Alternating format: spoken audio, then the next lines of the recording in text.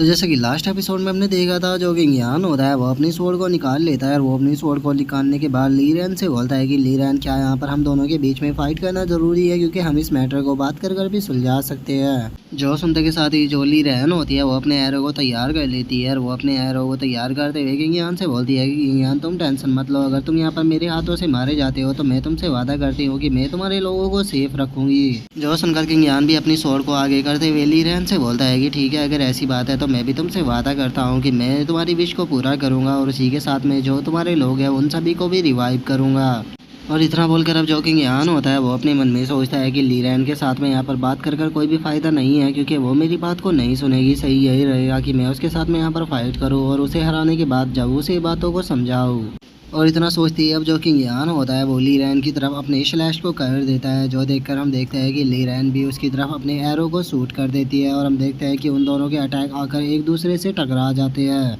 और उन दोनों के ही अटैक इतने ज़्यादा पावरफुल होते हैं कि वहाँ पर एक बहुत बड़ा ब्लास्ट देखने के लिए मिलता है। इसके बाद अब हमारा जो व्यू होता है वो 3 दिन बाद पर आ जाता है, जहाँ पर कि हम देखते हैं कि जो कोंगरू और जो डापेंग होते हैं वे दोनों ज्ञान की फ्लाइंग शिप का पीछा कर रहे होते हैं। और अब जो डापेंग होता है वो गुस्से में चिल्लाते हुए बोलता है कि किंगयान और चैन सोंग, तुम दोनों ने मिलकर मेरे बेटे को मारा है। मैं यहाँ पर कसम खाता हूँ कि अगर मैंने तुम दोनों को आज नहीं मारा तो मैं अपना नाम बदल दूंगा। और उसके इतना बोलते ही अब जो कोंगरू वो होती है वो भी चिल्लाते हुए बोलती है कि तुम दोनों की हिम्मत कैसे हो गई मेरी ट्रेजरी के अंदर से सभी ट्रेजरों को चुराने की, आज मैं तुम्हें जिंदा नहीं छोड़ूंगी। और उन लोगों को अपना पीछा करता हुआ देखकर चैन सोंग भी काफ़ी परेशान होने लगता है और वो गुस्से में बोलता है कि आखिर क्या ये लोग पागल हो चुके हैं, जो कि ये लगातार 3 दिनों से मेरा पीछा कर रहे हैं। क्या ये लोग थके नहीं हैं अभी तक भी? पता नहीं ये लोग कब तक मेरा पीछा करने वाले हैं। और वहीं ब्रदर किंगयान की अगर बात की जाए तो वो अभी तक भी नहीं उठे, वो कल्टीवेशन कर रहे हैं। और अभी भी अगर होंग वू डिजर्ट की बात की जाए तो वहाँ पर पहुँचने में हमें कम से कम 10 दिनों का टाइम लगेगा। इतना मुझे नहीं लगता कि मैं इन दोनों के हाथ से बच पाऊंगा, तो इसीलिए मुझे लगता है कि मुझे ग्रैंडपा के साथ में कांटेक्ट करना चाहिए, नहीं तो मैं यहाँ पर मारा जाऊंगा। और इतना सोचते ही अब जो चैन सोंग होता है वो अपने जेल को ओपन कर देता है, जिसमें से हम एक ओल्ड मैन को देखते हैं जो कि बाहर आते हुए बोलता है कि चैन सोंग, क्या हुआ, तुमने मुझे एकदम से क्यों बुलाया? जो सुनते के साथ ही जो चैन सोंग होता है वो उस ओल्ड मैन को पकड़कर रोना शुरू कर देता है और वो रोते हुए बोलता है कि ग्रैंडपा मुझे बचा लो, क्योंकि मैं यहाँ पर मरने वाला हूँ। जो सुनकर उसका ग्रैंडपा उससे बोलता है कि ठीक है, ड्रामा करना बंद करो और मुझे पूरी सिचुएशन बताओ कि यहाँ पर चल क्या रहा है। जो सुनकर जो चैन सोंग होता है वो अब अपने ग्रैंडपा को बताता है कि जो डापेंग और जो कोंगरुआ है वो दोनों हमारा पीछा कर रहे हैं। और इतना बोलकर अब वो पूरा मैटर अपने ग्रैंडपा को बताना शुरू कर देता है। और उसकी पूरी बातों को सुनने के बाद जो उसका ग्रैंडपा होता है वो चैन सोंग से बोलता है कि मानना पड़ेगा, तुम दोनों सच में काफ़ी ज़्यादा बहादुर हो, लेकिन टेंशन मत लो, इस मैटर को तुम मेरे ऊपर छोड़ दो, मैं यहाँ से उन दोनों को भगाने का कोई ना कोई तरीका ढूंढता हूँ।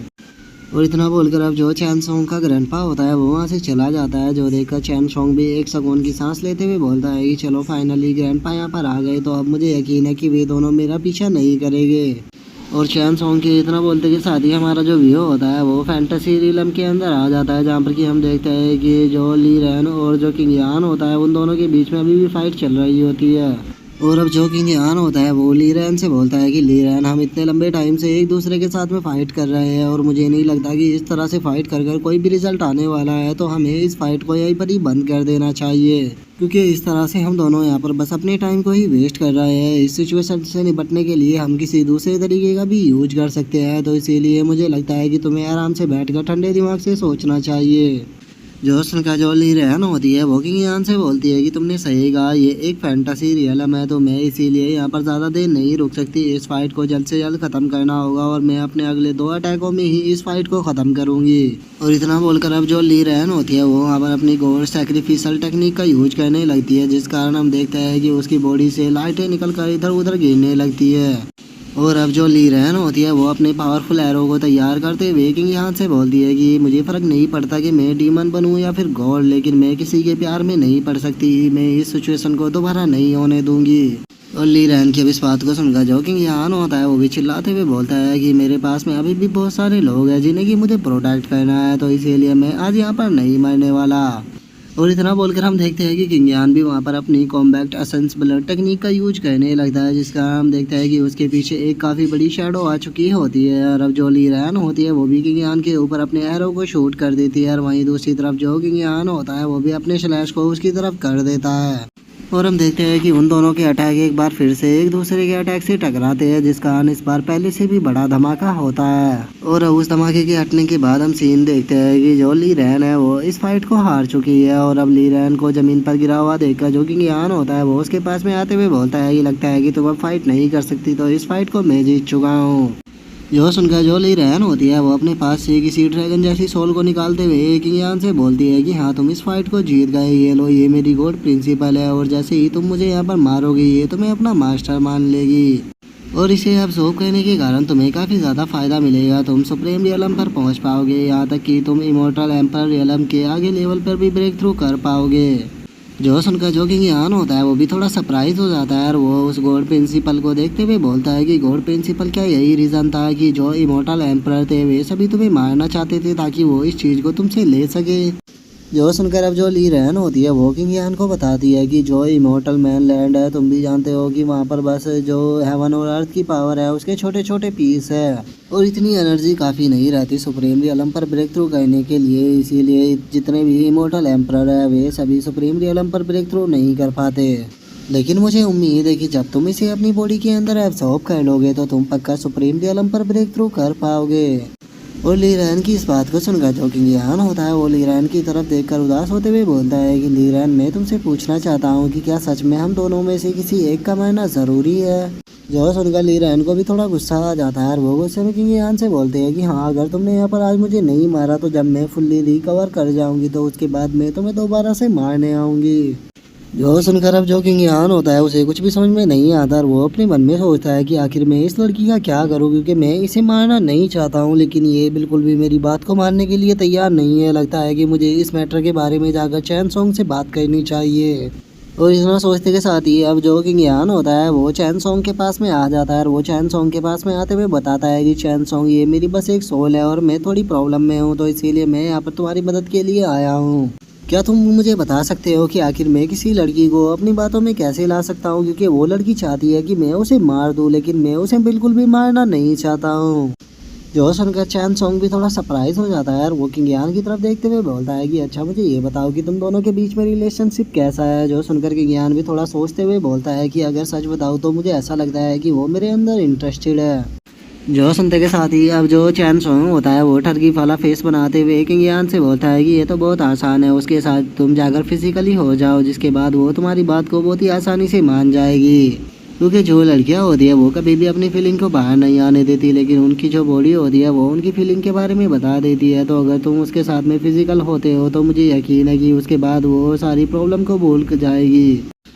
और अब चैन सोंग की इस तरह की बातों को सुनकर तो जो किंग यान होता है वो भी बड़ा ही कार्टून सा फेस बनाते हुए उससे बोलता है कि क्या मुझे उसके साथ में फिजिकल होना होगा। जो सुनकर चैन सोंग हंसते हुए उससे बोलता है कि हाँ ब्रदर मुझे पक्का यकीन है कि ये उसके ऊपर ज़रूर काम करेगा, तुम एक बार इसे कर क्यों नहीं देखते, क्योंकि जो लड़कियां गुस्सेल होती है उन्हें सेंटर में लाने का केवल एक यही तरीका होता है। और चैन सोंग की अब इस बात को सुनकर जो कि यान होता है वो भी थोड़ा सोचने लगता है और वो सोचते हुए बोलता है कि क्या सच में मुझे ऐसा करना चाहिए।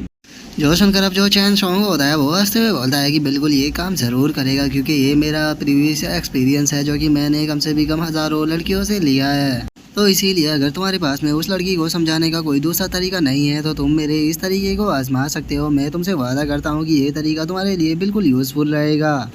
जो सुनते के साथ ही अब जो किंग यान होता है वो भी वहाँ से जाने लगता है और वो वहाँ से जाते हुए बोलता है कि ठीक है तो मैं अभी के लिए यहाँ से जा रहा हूँ और मैं जाकर इस चीज़ को ट्राई करता हूँ। और अब किंग यान के वहाँ से चले जाने के बाद जो चैन सोंग होता है वो कार्टून सा फेस बनाते हुए अपने मन में सोचता है कि एक मिनट रुको, ये तो कल्टीवेशन करने वाला था तो फिर लड़की कहाँ से आ गई, आखिर ये सब कुछ यहाँ पर चल क्या रहा है। और उसके इतना बोलते हुए हमारा जो व्यू होता है वो किंग यान के पास में आ जाता है, जो कि जो ली रैन होती है उसके पास में आ चुका होता है और वो ली रैन से बोलता है कि ली रैन मैं तुमसे लास्ट बार पूछ रहा हूँ कि क्या हम दोनों दोस्त बनकर नहीं रह सकते। जो सुनकर जो ली रैन होती है वो गुस्से में चिल्लाते हुए बोलती है कि नहीं ऐसा बिल्कुल भी नहीं हो सकता, हम दोनों में से एक ही जिंदा रहेगा, या तो तुम मुझे मार दो नहीं तो रिकवर होने के बाद मैं तुम्हें मार दूंगी। जो सुनते के साथ ही अब जो किंग यान होता है वो अपने स्वॉर्ड को आगे करते हुए ली रैन से बोलता है कि ली रैन मैं ये करना नहीं चाहता था लेकिन तुमने इसके लिए मुझे मजबूर कर दिया है। जो सुनकर अब ली रैन भी अपनी आंखों को बंद कर लेती है और वो अपनी आंखों को बंद करते हुए अपने मन में सोचती है कि प्लीज़ मेरे लोगों मुझे माफ़ कर देना, क्योंकि मैं तुम लोगों का बदला नहीं ले पाई। और वो इतना सोच ही रही होती है, तभी हम देखते हैं कि जो किंग यान होता है वो अटैक कर कर उसके सभी कपड़ों को काट देता है, जो देख कर ली रैन बहुत ज़्यादा शौक हो जाती है और वो घबराते हुए किंग यान से बोलती है कि किंग यान आखिर तुम यहाँ पर कहना क्या चाह रहे हो। जो सुनकर जो किंग यान होता है वो ली रैन की तरफ बढ़ने लगता है और वो ली रैन की तरफ बढ़ते हुए उसे बोलता है कि मेरे पास में अब कोई दूसरा तरीका नहीं बचा, मैंने तुम्हें समझाने की बहुत कोशिश की लेकिन तुम मेरी बात को मानने के लिए तैयार नहीं हो, तो अब तुम्हें समझाने के लिए मैं दूसरे तरीके का यूज करूंगा। जो सुनकर ली रैन बोलती है कि रुको रुको एक मिनट रुको, मेरी बात सुनो। लेकिन अब जो किंग यान होता है वो ली रैन की बात को बिल्कुल भी नहीं सुनता और वो उसकी बॉडी को शील कर देता है, जिसके बाद तुम देख ही सकते हो कि उन दोनों के बीच में अब क्या होता है। और जो ली रैन होती है वो चिल्लाते हुए किंग यान से बोलती है कि बास्टर्ड थोड़ा धीरे धीरे करो, मुझे पेन हो रहा है। जिसके अब हम थोड़ी देर बाद का सीन देखते हैं, जहाँ पर कि अब जो ली रैन होती है वो शर्माते हुए अपने कपड़ों को पहनने लगती है और वो अपने कपड़े वो पहनते हुए किंग यान से बोलती है कि अब टाइम कंप्लीट हो गया तो मुझे यहाँ से जाना होगा। जो सुनकर किंग यान भी थोड़ा शर्माते हुए उससे बोलता है कि ली रैन क्या मैं जान सकता हूँ कि हम दोनों अगली बार कब मिलेंगे। और इतना बोलकर अब जो किंग यान होता है वो खुश होते हुए अपने मन में सोचता है कि सच में चैन स्ट्रॉन्ग ने जो मुझे आइडिया बताया था वो तो काम कर गया, अब क्योंकि अब जो ली रैन है वो यहाँ पर मरने मारने की बात बिल्कुल भी नहीं कर रही, अब वो पूरी तरह से शांत हो गई है। जो सुनकर अब जो ली रैन होती है वो किंग यान से बोलती है कि अब अगली बार टाइम मिलेगा तो हम दोनों बातें ज़रूर करेंगे और अब मुझे इस चीज़ की खुशी है कि मैं अकेली नहीं हूँ।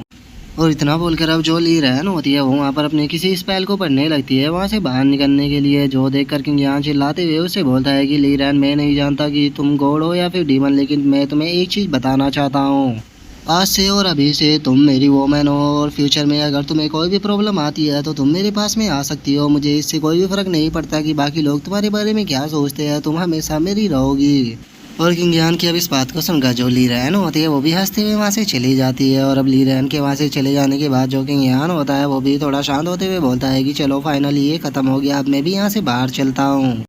क्योंकि मैंने वैसे भी जो ली रैन है उसकी बॉडी के अंदर डिवाइन सेंस को डाल दिया है, इसीलिए अब अगर उसे मुझे फ्यूचर में कभी भी ढूंढना होगा तो मैं आराम से उसको ढूंढ लूँगा। और इतना बोलकर किंग यान बाहर आ जाता है और वो अब खुश होते हुए अपनी बॉडी को देखते हुए बोलता है कि मैं यिंगडान रियलम के 3rd लेवल पर पहुंच चुका हूं और अब इस पावर के साथ में मैं आराम से प्रोफाउंड रियलम के 9th लेवल के बंदे के साथ में आराम से फाइट कर सकता हूं। और किंग यान के इतना बोलते के साथ ही अब जो चैन सोंग होता है वो भी भागते हुए किंग यान के पास में आ जाता है और वो किंग यान के पास में आते हुए उसे बोलता है कि ब्रदर फाइनली तुम उठ गए, शायद तुम नहीं जानते हो कि कुछ दिन पहले जो पीकॉक क्लैन और जो पैंग क्लैन के मास्टर है वो दोनों 3 दिन और 3 रात तक मेरा पीछा कर रहे थे। जो सुनकर के ज्ञान भी काफ़ी शौक हो जाता है और वो शौक होते हुए चैन सोंग से बोलता है कि चैन सोंग अभी की सिचुएशन बताओ, वे लोग अभी कहाँ पर है। जो सुनते के साथ ही अब जो चैन सोंग होता है वो किंग यान को बताता है कि तुम्हें टेंशन लेने की ज़रूरत नहीं है, मैंने ग्रैंडपा को यहाँ पर बुला लिया था और ग्रैंडपा ने जो Peacock Palace, Dapeng Palace, Song family और जो मेरी खुद की फैमिली है, इन चारों फैमिलियों ने मिलकर एक एग्रीमेंट बनाया है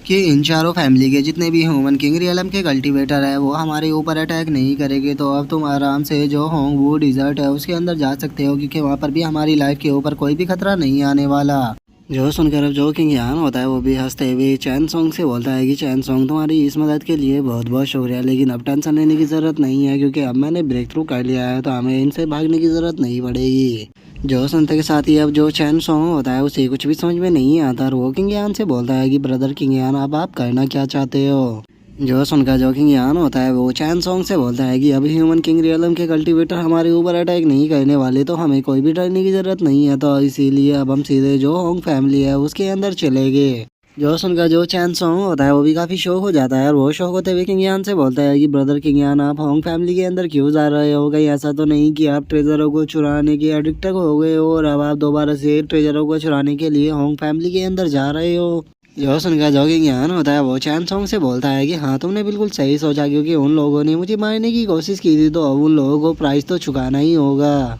क्योंकि वैसे भी जो अब ह्यूमन किंग रियलम के कल्टीवेटर है वो हमारे ऊपर अटैक तो करेंगे ही नहीं, और वैसे भी मेरे पास में ये फ्लाइंग शिप और उसी के साथ में मेरे पास में अपने एरे भी है, तो इसीलिए होंग फैमिली के जितने कल्टीवेटर है उन्हें तो मैं आराम से ख़त्म कर सकता हूँ। लेकिन चैन सोंग मुझे इसमें तुम्हारी मदद की ज़रूरत होगी, क्योंकि तुम्हें अपने ग्रैंडपा को इन्फॉर्म करना होगा ताकि जितने भी ह्यूमन किंग रियलम के कल्टीवेटर है उन्हें तुम्हारे ग्रैंडपा रोक सके। जो सुनकर चैन सोंग हंसते हुए बोलता है कि तुम टेंशन मत लो, मैं ग्रैंडपा को इसके लिए इन्फॉर्म कर देता हूँ। और इतना बोलकर अब जो चैन सोंग होता है वो बहुत ही ज़्यादा खुश होते हुए वहाँ से हंसते हुए जाते हुए बोलता है कि फाइनली अब हम दोबारा से ट्रेजरों को लूटने के लिए जा रहे हैं। पहले हमने पीकॉक क्लैन के ट्रेजरों को लूटा और अब हम होंग फैमिली के ट्रेजरों को ख़त्म करेंगे। अरे वाह, ये तो सच में कितना ज़्यादा एक्साइटेड है। जिसके बाद अब हमारा जो व्यू होता है वो दूसरी जगह पर आ जाता है, जहाँ पर कि हम देखते हैं कि तीनों फैमिली के जो लोग होते हैं वो एक जगह पर इकट्ठा हो चुके होते हैं। और उनमें से एक बंदा बोलता है कि जो हमारे एंसिस्टर है उन्होंने एक एग्रीमेंट किया है चैन फैमिली के साथ में कि जितने भी चारों फैमिली के ह्यूमन किंग रियलम के कल्टीवेटर है वे किसी के ऊपर अटैक नहीं करेंगे। इसीलिए हमारी जो पावर है वो थोड़ी कम हो चुकी है, लेकिन अभी भी हमारे पास में half step human king realm के कल्टीवेटर है जिनकी मदद से हम किंग यान और चैन सोंग को आसानी से ख़त्म कर सकते हैं। जो सुनकर उनमें से एक बंदा बोलता है कि ब्रदर आपकी बात तो सही है, लेकिन आपको नहीं बोलना चाहिए कि किंग यान के पास में फ्लाइंग शिप है जिसकी मदद से वो बहुत ही आसानी से बचकर निकल सकता है और हम लोग चाहे कितनी भी कोशिश क्यों ना कर ले हम फ्लाइंग शिप की स्पीड का पीछा नहीं कर पाएंगे।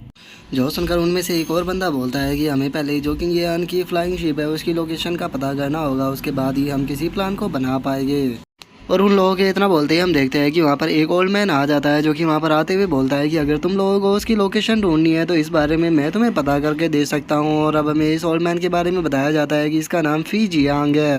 और अब उस ओल्ड मैन को वहाँ पर देखकर जो बाकी के लोग खड़े होते हैं वो उससे पूछते हैं कि सर क्या हम जान सकते हैं कि आप कौन है। जो सुनकर अब जो वो ओल्ड मैन होता है वो खुद का इंट्रोडक्शन देकर उन लोगों को बताता है कि मेरा नाम वी जिंग है और मुझे यहाँ पर योंग हैंग इम्पेरल से बुलाया गया है और जो तुम्हारे एंसिस्टर है उन्होंने मुझे यहाँ पर इनवाइट किया है ताकि मैं तुम लोगों की मदद कर सकूँ उस किंग यान को पकड़ने के लिए। इसीलिए अब तुम लोगों को किंग यान की टेंशन लेने की कोई भी ज़रूरत नहीं है क्योंकि तुम उस किंग यान को मेरे ऊपर छोड़ दो, बहुत ही जल्द मैं उसकी लोकेशन का पता लगा लूँगा। तो इसीलिए तुम लोग खुद को प्रिपेयर कर लो क्योंकि बहुत ही जल्द जो किंग यान है वो मेरे ट्रैप के अंदर फंसने वाला है, जिसके बाद तुम लोग उसे आसानी से ख़त्म कर देना। और उसके इतना बोलते के साथ ही अब हमारा जो व्यू होता है वो दोबारा से 3 दिन बाद पर आ जाता है, जहाँ पर कि हम देखते हैं कि जो चैन शोंग होता है वो हंसते हुए बोलता है कि किंग यान मानना पड़ेगा तुम्हारी फ्लाइंग शिप की जो स्पीड है वो काफ़ी अच्छी है, बहुत ही जल्द हम जो वो होंग डिजर्ट के अंदर पहुंच जाएंगे, तो इसीलिए तुम तैयार हो जाओ फाइट करने के लिए। जो सुनकर किंग यान चैन सोंग से बोलता है कि चैन सोंग 1 मिनट रुको, मुझे कुछ गड़बड़ लग रही है क्योंकि यहाँ से 3000 मील दूर में महसूस कर सकता हूँ कि 3 half step human king realm के कल्टीवेटर है।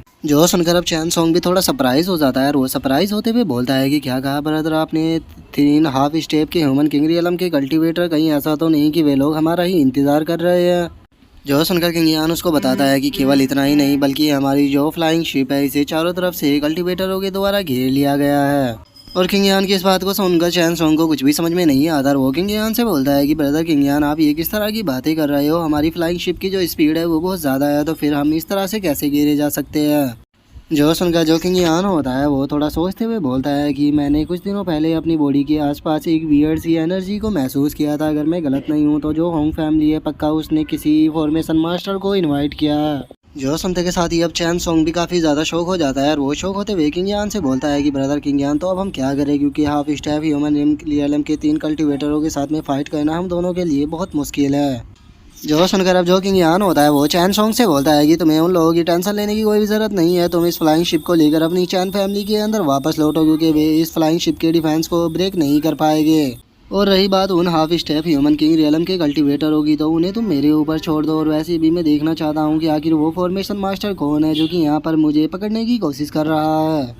जो सुनकर जो चैन सोंग होता है वो किंग यान से बोलता है कि ब्रदर किंग यान आप अपना ध्यान रखना। और इतना बोलकर वो अपने मन में सोचता है कि चाहे सिचुएशन कितनी भी बेकार क्यों ना हो लेकिन ब्रदर किंग यान हमेशा ही बिल्कुल काम रहते हैं, यहाँ तक कि अगर मेरे ग्रैंडपा की बात की जाए तो वे भी इतने ज़्यादा काम नहीं रहते। जिसके बाद अब हमारा जो व्यू होता है वो वी चैंग के ऊपर आ जाता है जो कि वहाँ पर मौजूद सभी लोगों को बताता है कि जो किंग यान था उसे half step human king realm के सभी कल्टीवेटरों ने चारों तरफ से घेर लिया है, तो इसीलिए वो जल्दी ही पकड़ा जाएगा। जो सुनते के साथ ही अब वहाँ पर जो लोग मौजूद होते हैं वो उसका शुक्रिया अदा करते हुए उसे बोलते हैं कि मास्टर वी चैंग आपका बहुत बहुत शुक्रिया, अगर आप नहीं होते तो हमें नहीं लगता कि हम कभी भी किंग यान को पकड़ पाते।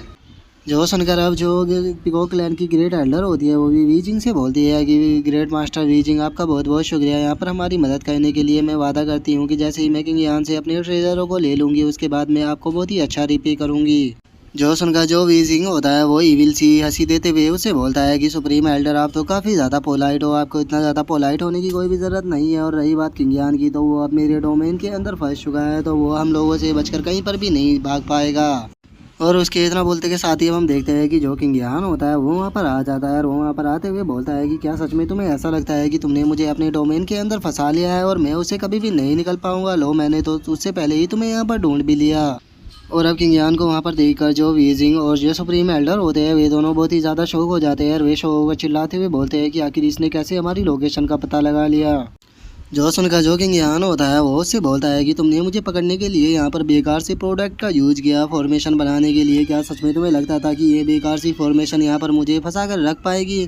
सच बताओ तो तुम्हारी इस फॉर्मेशन को देखकर मैं काफ़ी ज़्यादा डिसअपॉइंट हुआ हूँ। मैंने तुमसे इससे ज़्यादा उम्मीद की थी कि तुम इससे बेहतर कर पाओगे। जो सुनते के साथ ही अब जो वी जिंग होता है वो गुस्से में चिल्लाते हुए बोलता है कि ये आखिर पॉसिबल भी कैसे है? मेरी कैलकुलेशन के अकॉर्डिंग अभी तुम अपने जो फ्लाइंग शिप है उसके अंदर होने चाहिए थे, तो फिर तुम यहाँ पर क्या कर रहे हो? जो सुनकर जो किंग यान होता है वो हंसते हुए उन लोगों से बोलता है कि मुझे लगता है कि तुम्हें एक बार दोबारा से अपनी कैलकुलेशन को कर देखना चाहिए। काश हो सकता है कि अपनी कैलकुलेशन में इस बार तुम मुझे यहाँ पर पाओ। और इतना बोलकर अब जो किंग यान होता है वो अपने मन में सोचता है कि मैं मानता हूँ कि मैंने अपनी एम्परर की जो पावर थी वो खो दी है, लेकिन उसके बाद भी मैं एक इमोर्टल एम्परर हूँ, तो फिर इसके जैसा एक मामूली सा इंसान आखिर मेरे फ्यूचर को कैसे देख सकता है? और किंग यान ये सोच ही रहा होता है तभी जो वी जोंग होता है वो अपने वेपन को किंग यान की तरफ फेंकते हुए उसे बोलता है कि ठीक है, मैं मानता हूँ कि इस बार तुम मेरी कैलकुलेशन से बचकर निकल गए, लेकिन अभी भी तुम मेरे डिवाइन पावर से नहीं बच पाओगे।